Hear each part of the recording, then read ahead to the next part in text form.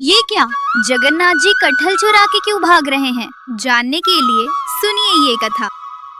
माधवदास जी जब पहली बार श्री जगन्नाथपुरी आए थे तो जगन्नाथ जी को देखना तो बहुत दूर की बात। मंदिर को देखते ही उनको लगने लगा कि मैंने अपने जीवन के 21 साल संसार के भोग विलास में लगा दिया और अब इस जीवन का कोई भरोसा नहीं। अगर कल ही मेरी मृत्यु हो गई तो? और इस बात से दुखी होकर चले गए पूरी समुद्र तट पर और बैठ गए मृत्यु पर्यंत तक। मन में बस सोच रहे हैं, मेरे जीवन के 21 साल में मैंने एक बार भी महाप्रभु का दर्शन नहीं किया। सब बोलने लगे, अरे अब तक नहीं आए, अब तो आ गए। माधवदास जी बोले, अगर 21 साल 3 दिन की मेरी आयु हो तो? और ऐसे 3 दिन बीत गए और 3 दिन बाद हमारे महाप्रभु जगन्नाथ व्याकुल हो गए। महाप्रभु जगन्नाथ प्रसाद नहीं पा रहे। लक्ष्मी जी सामने खड़ी होकर बोल रही है, क्या हो गया स्वामी, आप प्रसाद क्यों नहीं ग्रहण कर रहे? आप जब तक प्रसाद नहीं पाएंगे वो महाप्रसाद बनेगा कैसे? जगन्नाथ जी बोले, देवी इच्छा नहीं हो रही। लक्ष्मी जी बोली, क्यों, क्या हो गया? जगन्नाथ जी बोले, एक मेरा परम भक्त आया है, उसने 3 दिन से कुछ नहीं पाया है, तो मैं कैसे पा सकता हूँ? लक्ष्मी जी बोली, ठीक है, आप चिंता मत करो, मैं प्रसाद भिजवाती हूँ, उसके पास आप प्रसाद पाओ। जगन्नाथ जी बोले, उसको प्रसाद देने कोई और नहीं, मैं ही जाऊँगा। लक्ष्मी जी बोली, जय हो, ऐसा सौभाग्य तो मुझे भी नहीं मिला जो आप उसको देने जा रहे हैं। और जगन्नाथ जी अपने सोने की थाली जिसमें वो खुद प्रसाद पाते हैं, उस थाली में महाप्रसाद लेके एक छोटे से बालक का भेष बना के प्रकट हो गए माधवदास जी के सामने। और माधवदास जी से कहा, आप ही माधवदास हैं? माधवदास जी बोले, हाँ जी मैं ही हूँ, क्यों, क्या बात है? जगन्नाथ जी बोले, स्वयं महाप्रभु जगन्नाथ जी ने आपके लिए महाप्रसाद भेजा है, कृपा करके इसे ग्रहण कीजिए। सुनते ही मूर्छित हो गए और जब मूर्छा टूटी तो वो बालक तो गायब था पर थाली वही रखी थी। माधवदास जी ने सोचा, अगर मेरे जगन्नाथ महाप्रभु चाहते हैं कि मैं जीवित रहूं तो यही सही। और माधवदास जी ने प्रसाद पा लिया। उधर श्री मंदिर में हल्ला मच गया, अरे महाप्रभु की सोने की थाली गायब है, ढूंढो। उधर जगन्नाथ जी ने गजपति राजा को स्वप्न दिया, मेरा एक परम भक्त माधवदास 3 दिन अनशन पर समुद्र तट पर बैठा था, उसको प्रसाद देने मैं ही अपनी सोने की थाली लेके गया था। गजपति राजा पंडा पुजारियों के साथ माधवदास जी का दर्शन करने के लिए गए तो देखा कि माधवदास जी मंद मंद मुस्कुरा रहे हैं और वो सोने की थाली उनके बगल में ही रखी हुई है। गजपति बोले, चलिए महाप्रभु का दर्शन करने के लिए चलिए। जैसे ही माधवदास जी श्री मंदिर में प्रवेश किए, ब्रह्म बेदी पे जगन्नाथ जी झूम उठे, मेरा माधव आ गया, मेरा माधव आ गया। और इस घटना के कुछ वर्ष बाद हमारे जगन्नाथ महाप्रभु का एक दिन मन हुआ कि बहुत दिन हो गया चोरी किए हुए, अब चोरी करने जाना है मुझे। लेकिन अकेले चोरी करने में आनंद नहीं आएगा, लेकिन अगर दाऊ दादा को बोलूँगा तो जाएंगे तो और नहीं, ऊपर से डांट और देंगे, क्या करूँ? तभी भगवान के परम भक्त श्री माधवदास जी पहुँचे भीतर दर्शन करने के लिए। माधवदास जी बोले, महाप्रभु आज आप इतने उदास क्यों लग रहे हैं, इतने संकट कष्ट में आप क्यों हैं? तो जगन्नाथ जी बोले, हमारा मन नहीं लग रहा। बोले, क्यों नहीं लग रहा? बोले, हम पूरी उड़ीसा में विराजमान तो हो गए, खूब बढ़िया यहाँ पर पाते हैं दाल भात महाप्रसाद, लेकिन बचपन में जो हम लीला करते थे वो सब यहाँ नहीं कर पा रहे। बोले, क्या नहीं हो रहा? बोले, चोरी नहीं कर पा रहे हम, चोरी करने का मन हो रहा है। माधवदास जी बोले, धीरे बोलो, जगन्नाथ बोलते हैं लोग आपको। क्या बोलते हैं? जगन्नाथ, पूरे विश्व की रक्षा करने वाले को जगन्नाथ कहते हैं। नाथ का मतलब रक्षक, और आप यहाँ पर अभी चोरी करने की बात कर रहे हो? ठाकुर जी बोले, भले ही हमारा नाम जगन्नाथ हो गया हो पर स्वभाव कैसे छूटे, स्वभाव तो वही है हमारा। बहुत मन हो रहा है चोरी करने का। माधवदास जी बोले, तो फिर चले जाइए, किसने रोका आपको, कराओ चोरी। ठाकुर जी बोले, वो भी तो बात है, अकेले आनंद नहीं आता है, एक आध 2 लोग हो साथ में तो सुख मिलता है। माधवदास जी बोले, बगल में सुभद्रा जी और बलभद्र जी है, इनको ले जाओ। जगन्नाथ जी बोले, रहने दो, फिर तो हम ऐसे ही ठीक है। क्यों? बोले, इनको लेकर के जाऊंगा तो फिर एक तो मुझसे खुद ही नहीं संभाला जाता अपने आप को, इनको क्या संभालूंगा? फिर बलराम जी हमारे वैसे ही क्रोधी है, चोरी में अगर पकड़े गए तो सीधा सर धड़ से अलग ही कर देंगे, उसका हत्या और हो जाएगी।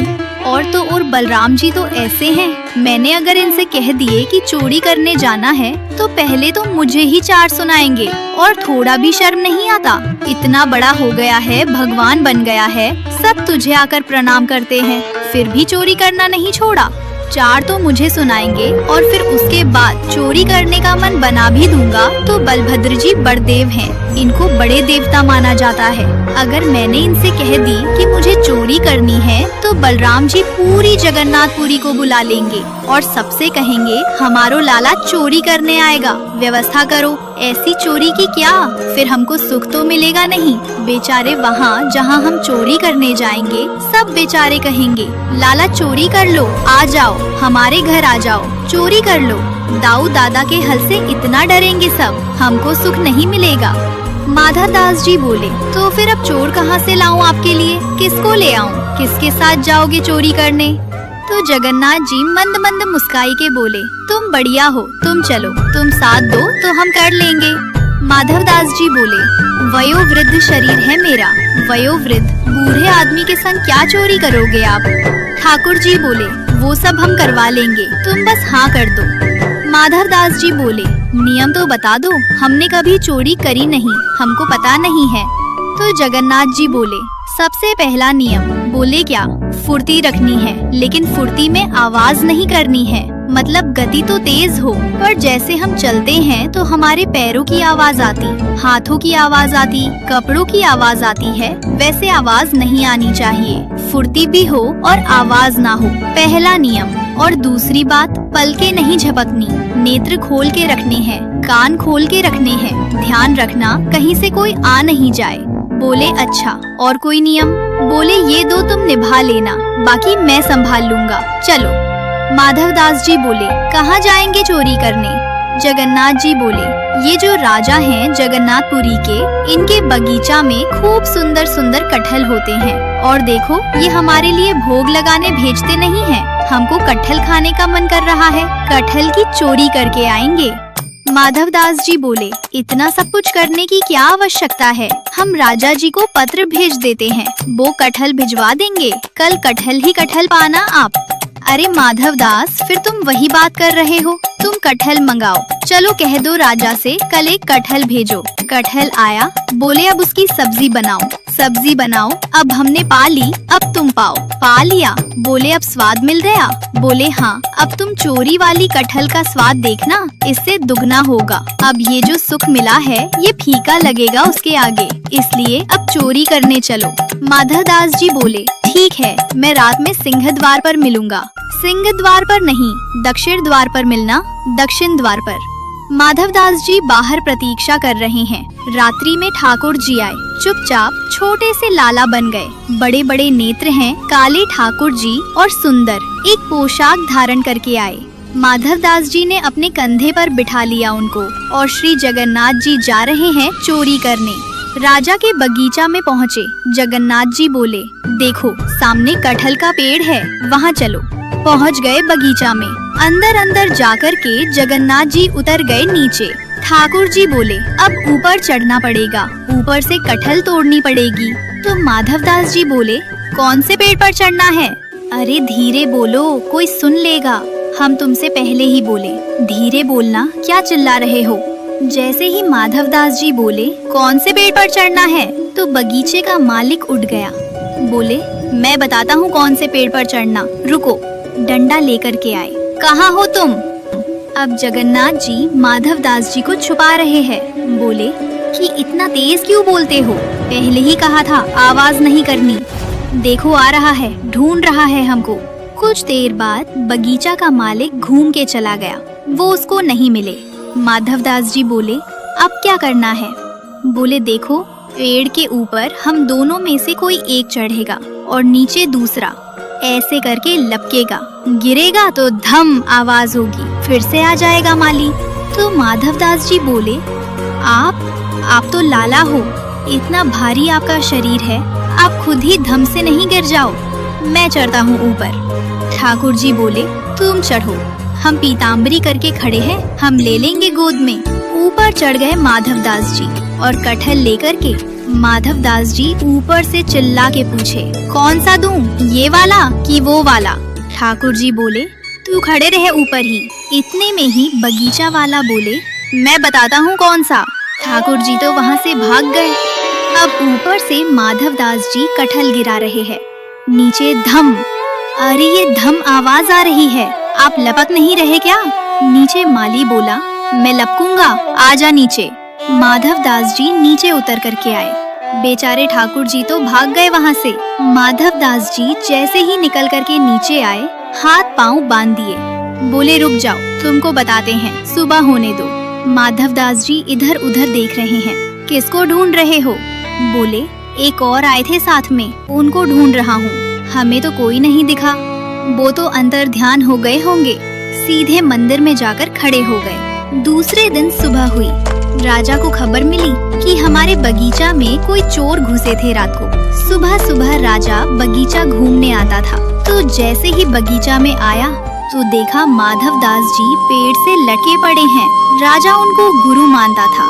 तुरंत आकर के, अरे गुरुदेव गुरुदेव गुरुदेव, ये कैसी लीला, जल्दी खोलो जल्दी खोलो। माली बोला, इनको नहीं खोलना, ये रात में कटहल चुरा रहे थे यहाँ से। अरे हमारे गुरुजी हैं, खोलो इनको। तुरंत खोला। माधवदास जी के नेत्र सजल है। राजा बोले, गुरुदेव ये कैसा कौतुक, आप मुझे बोल देते, मैं भिजवा देता। माधवदास जी बोले, हमारा शरीर देख करके तुमको लगता है कि हम कटहल खाते होंगे? हमारे अंग में कहीं भी आपको ऐसे लक्षण दिखते हैं? हमारी जीवा इतनी चटोरी होगी कि हमको कटहल की इच्छा हो? तो बोले, हमारे जगन्नाथपुरी में सबसे चटोरे कौन है? बोले, कौन है? बोले, सबसे ज्यादा चटोरे एक ही है, महाप्रभु जगन्नाथ। उनकी इच्छा हो रही थी कि भैया बहुत दिन हो गए हमने चोरी नहीं करी, तो चोरी करने के लिए आपके बगीचे में आए थे, कटहल की चुराई करने के लिए। हमको ऊपर चढ़ाया, सब बात बताई और बोले, वो तो भाग गए, इसने हमको पकड़ लिया। राजा के नेत्र सजल हो गए। कितना बड़ा भाग्यशाली हूँ, महाप्रभु जगन्नाथ मेरे बगीचे पर चोरी करने आए और उसी दिन पूरा बगीचा महाप्रभु जगन्नाथ जी के ही नाम कर दिया। बोले, अब महाप्रभु जी का ही है ये बगीचा, अब ये हमारा नहीं है।